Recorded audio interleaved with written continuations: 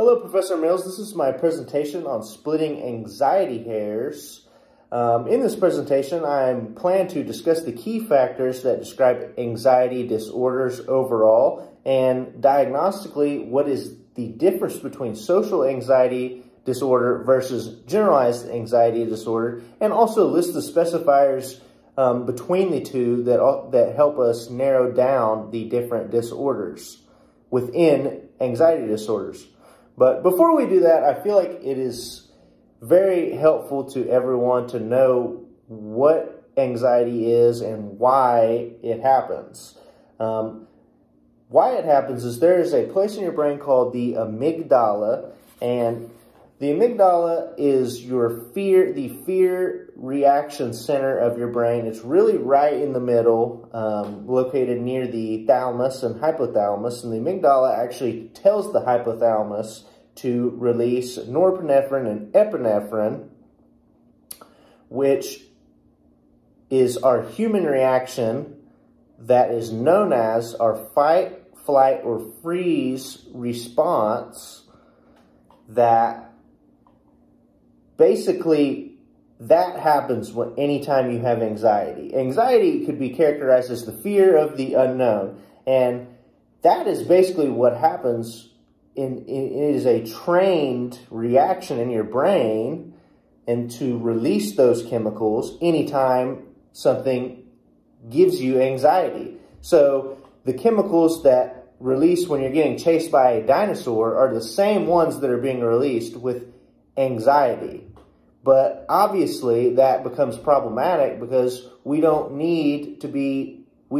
not ever going to be chased by dinosaurs anymore. We live in a modern society that has modern problems and require modern fear, but we have a primitive and evolutionary type of brain. And that's why anxiety exists, and that's why it's important for us to study anxiety. Now, the two different major types of anxiety disorders within the scope of anxiety disorders are generalized anxiety disorder and social anxiety disorder. Generalized anxiety disorder is excessive generalized anxiety or worry over a lot of different things. It could be you're worried about your safety, about money, about bigger things.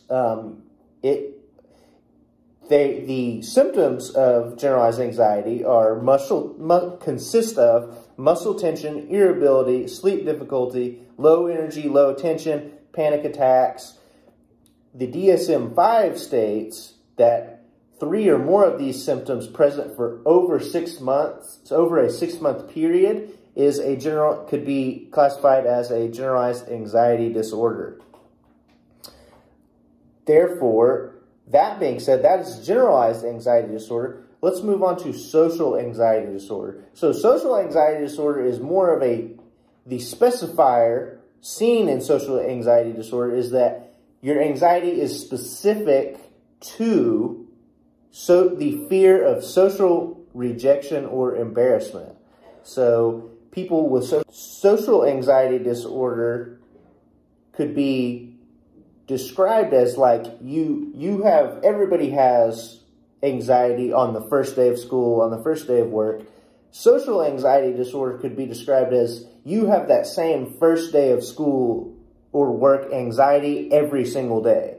And again, like generalized anxiety disorder, the DSM-5 states that you have to have very, very similar symptoms of more avoiding a social setting in changing your life in order to avoid the anxiety.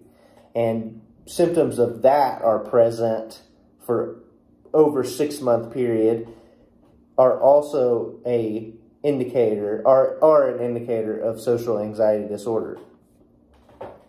Some of the treatments of any anxiety disorder are antidepressants such as SSRIs, selective serotonin reuptake inhibitors. And what these do is they promote more serotonin release in the brain, which is a feel-good chemical that is also released when you work out or when you get, not when you get good sleep, but when you work out, you release serotonin, and that's what makes you feel good after you work out. And that's why working out is also another form of treatment of anxiety.